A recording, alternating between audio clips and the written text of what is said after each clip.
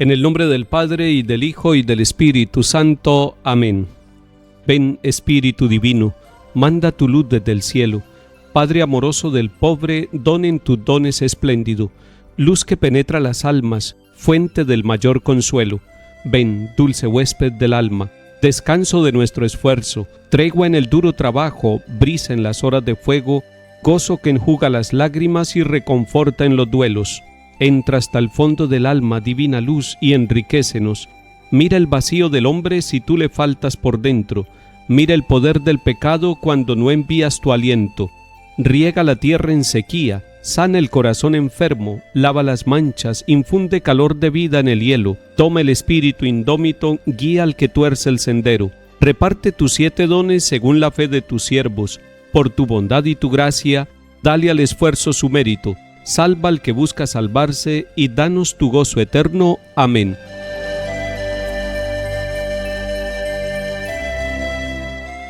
Lectura del libro de los Hechos de los Apóstoles, capítulo 9. En aquellos días, Saulo seguía echando amenazas de muerte contra los discípulos del Señor.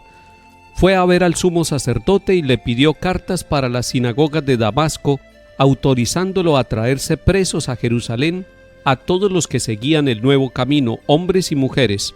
En el viaje, cerca ya de Damasco, de repente una luz celestial lo envolvió con su resplandor. Cayó a tierra y oyó una voz que le decía: «Saulo, Saulo, ¿por qué me persigues?». Preguntó él: «¿Quién eres, Señor?». Respondió la voz: «Soy Jesús, a quien tú persigues. Levántate, entra en la ciudad, y allí te dirán lo que tienes que hacer». Sus compañeros de viaje se quedaron mudos de estupor porque oían la voz pero no veían a nadie. Saulo se levantó del suelo. Sus compañeros de viaje se quedaron mudos de estupor porque oían la voz pero no veían a nadie. Saulo se levantó del suelo y aunque tenía los ojos abiertos no veía. Lo llevaron de la mano hasta Damasco. Allí estuvo 3 días ciego, sin comer ni beber. Había en Damasco un discípulo que se llamaba Ananías. El Señor lo llamó en una visión. «Ananías», respondió él, «aquí estoy, Señor». El Señor le dijo: «Ve a la calle mayor, a casa de Judas, y pregunta por un tal Saulo de Tarso. Está orando, y ha visto a un cierto Ananías que entra y le impone las manos para que recobre la vista». Ananías le contestó: «Señor, he oído a muchos hablar de ese individuo y del daño que ha hecho a tus santos en Jerusalén. Además trae autorización de los sumos sacerdotes para llevarse presos a todos los que invocan tu nombre». El Señor le dijo: «Anda, ve, que ese hombre es un instrumento elegido por mí para dar a conocer mi nombre a pueblos y reyes y a los israelitas. Yo le enseñaré lo que tiene que sufrir por mi nombre». Salió Ananías, entró en la casa, le impuso las manos y dijo: «Hermano Saulo, el Señor Jesús, que se te apareció cuando venías por el camino, me ha enviado para que recobres la vista y te llenes de Espíritu Santo». Inmediatamente se le cayeron de los ojos unas especies de escamas y recobró la vista. Se levantó y lo bautizaron, comió y le volvieron las fuerzas. Se quedó unos días con los discípulos en Damasco y luego se puso a predicar en las sinagogas, afirmando que Jesús es el Hijo de Dios. Palabra de Dios. Te alabamos, Señor.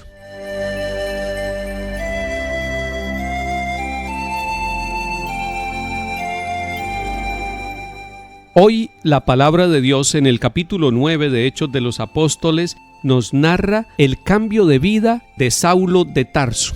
Recordemos que en estos días hemos escuchado y en los capítulos anteriores de Hechos de los Apóstoles que Saulo aprobaba la muerte de Esteban, pero además buscó cartas para ir a Damasco, para ir hasta otro país, a Siria, para ir allí a perseguir y sacar de las sinagogas a hombres y mujeres que fueran seguidores de Cristo. Le pasó algo en el camino a Saulo, y eso le puede pasar a cualquiera de nosotros.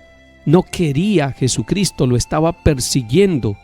Y sin embargo en esa persecución el Señor lo ama, y lo ama tanto que le habla. En el camino una luz cae al suelo, una voz que le habla y él que le pregunta: ¿quién eres, Señor? Y la voz que le estaba hablando le dice: soy Jesús a quien tú persigues. No lo está amenazando de muerte, sino que lo está amando misericordiosamente. Sin embargo, hay un signo en la vida de Saulo y se puede interpretar de muchas maneras. Quedó ciego durante 3 días y este hombre arrogante, este hombre líder, este perseguidor de la iglesia, se convierte en un hombre que tiene que ser llevado de la mano para entrar en la ciudad de Damasco. Y después Dios elige a un tal Ananías para curarlo. No quería hacerlo, tenía temor, pero es Dios el que le va a explicar. Le dice: este es un instrumento elegido. Es decir, Dios en su misericordia eligió a alguien que estaba persiguiéndolo. Y además le dice: yo le enseñaré lo que tiene que sufrir por mi nombre. Esa frase me llama a mí mucho la atención, porque va a pasar de causar sufrimiento a los seguidores de Cristo para convertirse él también en víctima por Cristo Jesús. Va a tener que aprender a sufrir y va a tener que dar la vida por Cristo, por ese al que está pretendiendo perseguir en los comienzos de su vida. Y cuando Ananías, enviado por Dios, se acerca a Saulo, no solamente le impone las manos para que recobre la vista, sino que se llena del Espíritu Santo. Saulo se levantó y se bautizó. Y esos dos pasos, levantarse es dejar la vida que estaba llevando, y bautizarse es entrar en el corazón de Cristo. Se queda unos días con los discípulos de Damasco, es decir, se queda con la iglesia y luego empieza a predicar. Esto lo tuvo que contar Saulo, lo contó y quedó en Hechos de los Apóstoles. Si usted contara su vocación, si usted contara la experiencia que ha tenido de Cristo, cómo Cristo le ha hablado en los acontecimientos de su vida, y si yo contara mis experiencias de Jesús, cómo se me ha acercado, me ha hablado, me ha corregido y me ha cambiado la ruta, también ustedes y yo podríamos decir como Saulo que todo lo podemos en Cristo, que nos conforta y que nos transforma la vida. Salmo 116. Alaben al Señor todas las naciones, aclámenlo todos los pueblos. Firme es su misericordia con nosotros, su fidelidad dura por siempre. Lectura del Santo Evangelio según San Juan, capítulo 6. En aquel tiempo disputaban los judíos entre sí: ¿cómo puede éste darnos a comer su carne? Entonces Jesús les dijo: les aseguro que si no comen la carne del Hijo del Hombre y no beben su sangre, no tienen vida en ustedes. El que come mi carne y bebe mi sangre tiene vida eterna, y yo lo resucitaré en el último día. Mi carne es verdadera comida y mi sangre es verdadera bebida. El que come mi carne y bebe mi sangre habita en mí y yo en él. El Padre que vive me ha enviado, y yo vivo por el Padre. Del mismo modo, el que me come vivirá por mí. Este es el pan que ha bajado del cielo, no como el de sus padres que lo comieron y murieron. El que come de este pan vivirá para siempre. Esto lo dijo Jesús en la sinagoga cuando enseñaba en Cafarnaún. Palabra del Señor.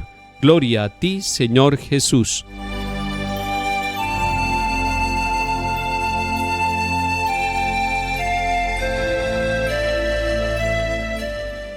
La carne y la sangre en el Antiguo Testamento y en la Biblia significan la totalidad de la vida de un ser viviente y más de un ser humano. Jesús está hablando de su carne y de su sangre, su carne que es verdadera comida y su sangre que es verdadera bebida, es decir, toda la vida de Jesús se convierte en alimento para nosotros. Usted y yo nos estamos alimentando de Jesús. Cada vez que vamos a la Eucaristía nos alimentamos de Jesús. Cada vez que leemos la palabra de Dios estamos alimentando nuestra vida con Jesús, con su estilo de vida, y estamos aprendiendo a vivir.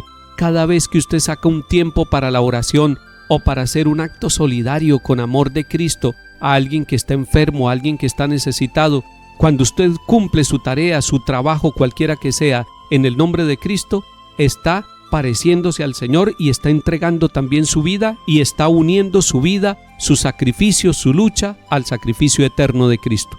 Que el Señor nos ayude a alimentarnos de Él y a ofrecernos siempre integralmente a Él y a todos los hermanos por amor. En el nombre del Padre y del Hijo y del Espíritu Santo. Amén.